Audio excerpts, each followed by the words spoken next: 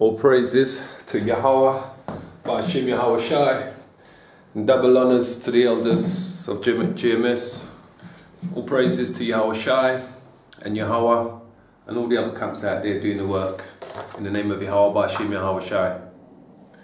Now, today we're going to go through a little bit of history to do with the Israelites, the true Hebrew Israelites. We've been across these points many a times before, but today I just want to actually point out to all my brothers out there, for all those who don't know this truth, that the Israelites were taken into slavery via ships from where? From the west coast of Africa, yeah, which used to be called Negroland, yeah, from the west coast of Africa. That's where they were taken into captivity, yeah. So these maps that you're looking at are maps that were produced by a professional map engraver, or should I say, professional map engraver, and his name was Edward Bowen.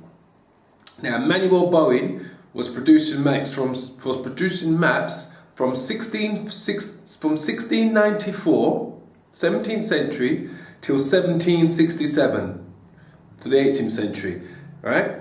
He was an English map engraver, and what should I say? He was born in 1694, should I say, basically, yeah, around that time. But he was producing maps from the 18th century going upwards, yeah. He was an English map engraver who worked for none other than King George II of England. He also did a lot of works and map engraving for Louis XV of France, yeah, as a geographer. He was an 18th century map and print seller, yeah. Edward Bowen, that's his name, Emanuelbowen, yeah, Edward Bowen. He was an 18th century map and print seller who worked in London from 1714, yeah, which is the early 18th century. He was producing some of the best and attractive maps of the century. That's why he was in high demand. So if you could imagine, top photographers and so, people that are in certain fields of business and specialists that are in high demand to produce particular things for corporations or individuals or, private investors. He was the same. He was in high demand, right?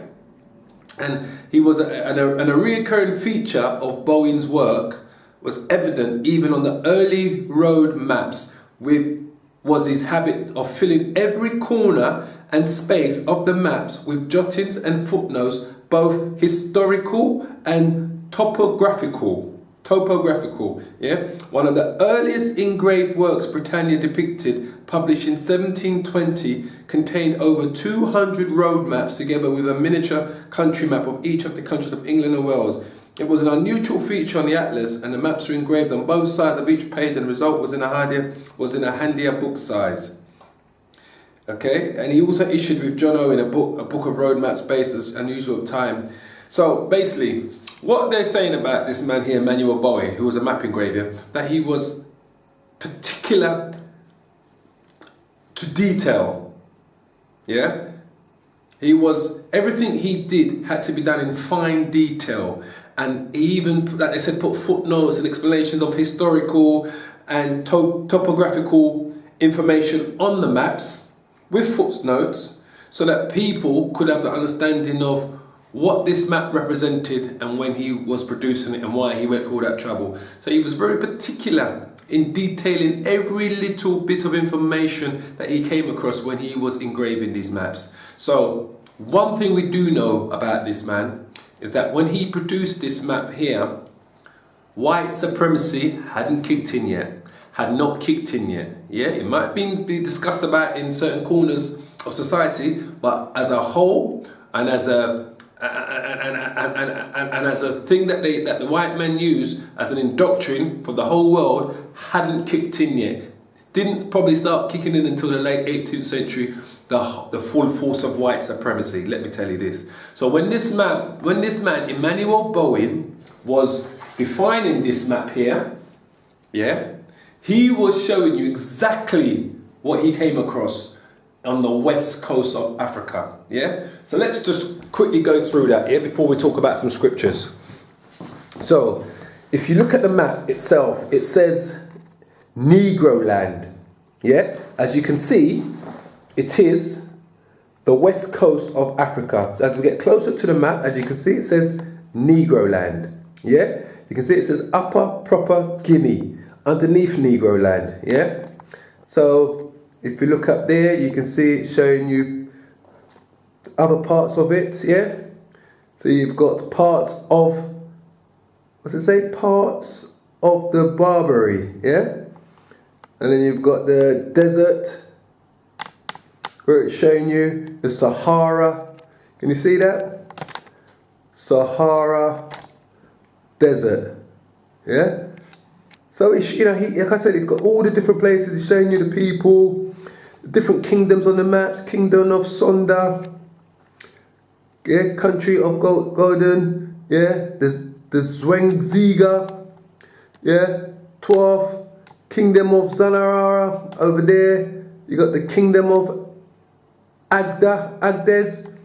Yeah, Kingdom of Safara, Kingdom of Beto, Tamaya, Demina. And when you come down into the Negroland itself, the heart of Negroland, you've got the Kingdom of Timbut, which would be Tumbat, probably Timbuktu. Kingdom of Gargo underneath that. And when you come down further, you see where it says Slave Coast, Gold Coast, as we know those are modern day what, Ghana. Yeah, we know what they're facing up. That's what they would describe, because the Slave Coast and the Gold Coast is where all the slaves came from. That's why they call it the Slave Coast. And when we go over on the Slave Coast here, we see it says what? Let's take the camera back a bit. As I said, people of Guinea. Yeah, we go further in. We've got the Kingdom of Benin. So these countries still exist today. Benin, Guinea, they are still there in West Africa today. Yeah, which we know. So, if we look underneath, come across, as you look, you see where it says Slave Coast? We're going to get closer up for you so you can see that. You can see where it says Slave Coast, just above it. What does that say?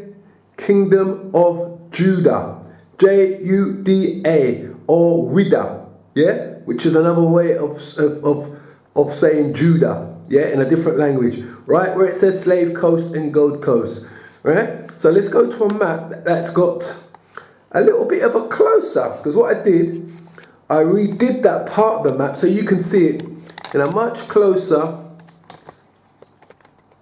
So look at that. It says Kingdom of Juda. Yeah, Slave Coast. Yeah, and you see Jews in Africa. Whidah. Yeah, so it says there Juda. Yeah, so we know for a fact when we look at these maps that were drawn and engraved and designed by Edward Bowen, who went there under no false pretense, was doing work for the royal families, for the different royal families in Europe, creating these maps because, as you know, they just started to colonize Africa, yeah, at that time. When he came across these things, he wrote them down. He wasn't to know that in a probably another 50, 60 years, probably another 40 years after his death, he died in 1767, so around about the beginning of the 19th century, which would have been 1801, so we say that another 30 years after his death, that white supremacy kicked in. This white man's supremacy of controlling and ruling the world. And as you know, Europe was already going through its Renaissance period. So when you was going back to places like Spain and Portugal and Germany and anywhere sort of like throughout the West and the East, where the West and the East meets in Europe, they was already going through the Renaissance. Yeah, France was just beginning the parts of their Renaissance. They was all going through this, so they was changing everything that was representing the black kings of Europe. As we know, Europe was ruled by black kings right up until the 17th century. Yeah, the beginning of the 17th century was when the white man took total rule over Europe. Yeah, so that would have been 1601. That's when they took total control of Europe. Yeah, but prior to that, the last black royal king that was in Europe around that time would have been King James the Sixth and King James the First of England. King James the Sixth, King James the First of England would have been him and his children, because Charles, his son, Charles the First, would have been the last black king of England, and also probably the last black king of Europe at that time.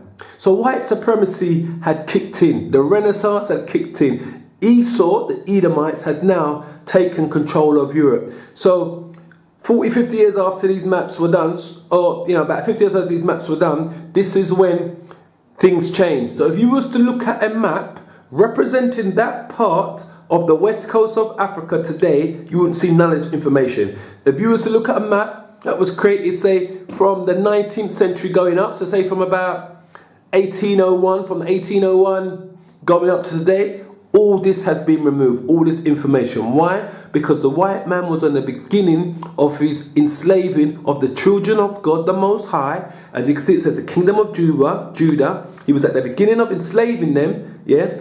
And also, what he was doing now, he was removing them from a temporary place where they had gone to. Because you've got to remember that we ended up in the west coast of Africa due to circumstances back in 70 AD, which we're going to go through in a very short while.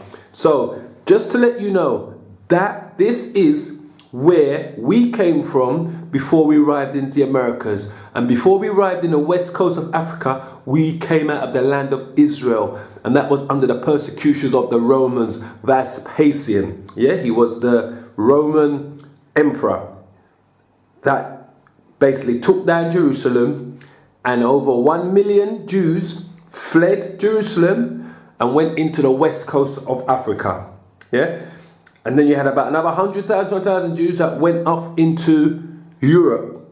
Yeah, up into the west of Europe, going up, or should I say up into the north of Europe, because they went up into all the different countries that surrounded Israel at the time that we know as Europe today. Yeah, but over 1 million Jews. And remember, these are black people, people of color. These ain't those white Caucasian Jews, so-called Jews that you see living in Israel today, walking around in England today with their little twiddlies down their sides and dressing up in black because they're trying to somehow fulfill the scriptures by dressing in full black. When they know the scriptures, when they're talking about black Jews, talking about their skin, not the long overcoats that they're wearing and the black hats that they're wearing, okay? Let's just get that straight, because that's the closest that these so-called Caucasian white Jews are going to get to be looking like black people, is by dressing up in these full black suits that they wear and their black hats to try to fulfill the prophecy that Jeremiah says that the Jews are blackened to the ground. Yeah, in Jeremiah chapter 14 verse 2. As we know that. So, like I said before, this map here was done by Edward Bowen, yeah, who was an engraver, an English map engraver, who lived from 1694 to 1767 and worked for King George of England and Louis XV of France. So his credentials were impeccable at that time. Because at that time when he went there, the Europeans were colonizing Africa. They knew about the West Coast, they knew about the gold, they knew about the stories of King Solomon's mines. These people are not stupid, they don't go into these places without doing their research. So they knew about these things, and they also knew that the black Jews, the real Jews, fled Israel to the west coast of Africa during the siege by Vespasian in 70 AD. They know they're not stupid, they know they're right about these things. They're the ones that helped print these books. But like I say, they did a lot of these things before they realized that they didn't want us to know these things, or at a particular point in time where they believed that we were never going to be able to read or write to even know about these things. So they openly wrote and kept documents about certain things for themselves. But as we say today, boy, the internet is what? It's a blessing from above. Because if it wasn't for the internet, a lot of this information would still be hidden in these bastards' cupboards, closets, Vaticans, Smithsonians, Louvre museums, so forth. But because the Most High gave the white man the intelligence to create the internet in the 1990s, because we're coming to the end. The whole world is going to be aware of what's going on. What you see going on in Israel today with those Palestinians, and you got the Palestinians stabbing these Israelis, they can kill each other all fucking day long. Because none of them should be in the land. They're not the real Jews, yeah? Those so-called Arabs that are stabbing them, those